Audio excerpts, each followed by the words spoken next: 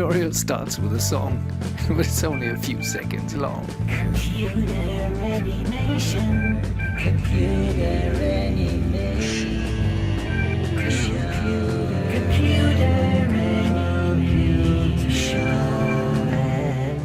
animation. Let's get started with animation.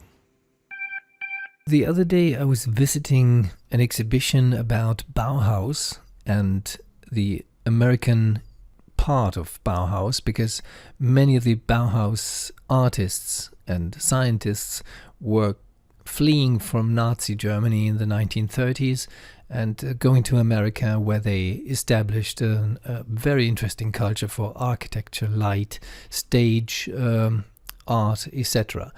And one of the most prominent people who represent Bauhaus in America is Moholy-Nagy, and he made paintings with light. And this, for example, is from 1926. This hand where a projection of light is kind of mixed, actually more projections. And you see that they have sharp corners. And in those days, they would have loved to have laser optics and LEDs and, of course, Maya or 3D animation package. And this just inspired me to make a tutorial about precise corners of light. And you can go from there and create your own Bauhaus aesthetics art, if you like. So let's jump into the program now. Create a plane which sits at the bottom. It's just for lighting purposes. We'll light this object here.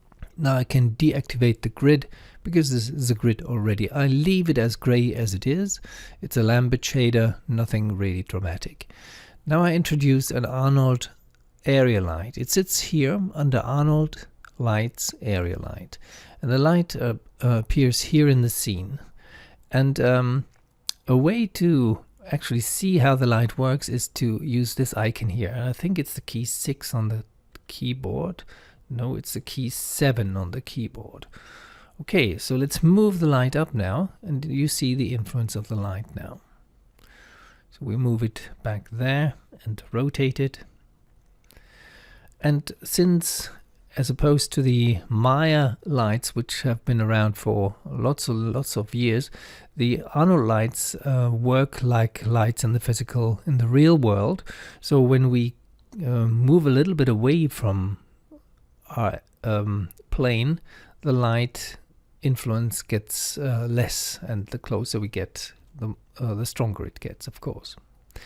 And you see that the light has a rectangular shape. This is the shape, and the shadow is kind of rectangular, but when you move a little bit away from it and maybe raise the intensity from 1 to 3, this doesn't fix this soft shadow here. I mean, in most cases the soft shadow is just what you want, because you don't have in reality a light with exact and sharp corners. But where are the sharp corners which we would like to have for our Bauhaus rendering, precise shadows? Well, they are here under the spread. So these are the attributes of the AI area light shape, and here you find the color and the intensity, the exposure, and you have the geometry, quad or cylinder or disc. So we stick to the quad now because it's so straightforward. And here is the parameter which we're interested in. It's the spread. And the spread is by default set to 1. So let's reduce it to 0. And you see that nothing happens here. But something happens here in this icon. You see? It gets more harsh. The shadow gets, the shading gets more harsh. So here what is called viewport 2.0 rendering stops, and maybe your graphics card handles this, but I switch to Arnold real-time rendering, sort of.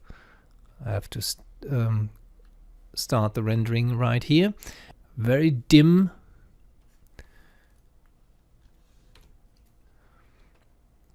And when I raise the intensity to 6 maybe I see a little bit more. Now this looks quite all right. Now let's jump a little bit closer to that lamp now, and we reduce the spread now again. And then you see Arnold is doing something interesting. And when we reduce it to 0, we have a very precise corner. So let's raise this to 0.1, which is already quite soft, but very clear that we have a rectangular structure. Now I want to introduce a plane in between the ground plane and our light with a few holes, and I want to see how the holes work on shadow-wise on that surface. So how do we do this? Well, we introduce another object here, another plane. We scale it up, and now I switch to the top window, press the key F, and now I don't want to see the light here, so let us deactivate the light visibility here, and I go to the face selection here. So that's the right mouse button, and it's actually a button here on my pen, and I select faces. And now this is an interesting thing about selection, really, because I want to select a checkerboard structure now. I'll show you how I do this. I select this row with the shift key, this row, etc. And now, again with the shift key, these ones. And you see I deselect automatically every second one. So I have a checkerboard now. And what I'll do now is I just press the key delete. And I go back to this vision here. And I need to go back to object mode. Press the key F, and now I see an interesting structure. This is the checkerboard in the shadow on our ground plane, made by this checkerboard structure with holes up here. So the Bauhaus people would have loved this, and they would have played with colors, with their color spaces, which they defined very precisely.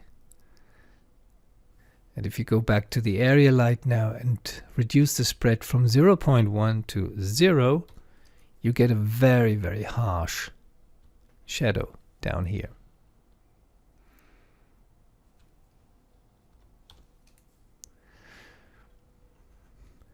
So finally, and that's what I showed you at the very beginning, I duplicate this object. I move it up just a little bit, and I move it to the side, and now I animate it from the beginning here. I press the key S, then I move it all over here, and I press S again. So this is the animation I get, and I only want to see the structures on the bottom, on the floor. And I show you the rendering for this again. And be creative. Don't always think about photorealism. Abstract art is something very nice too. Bye bye.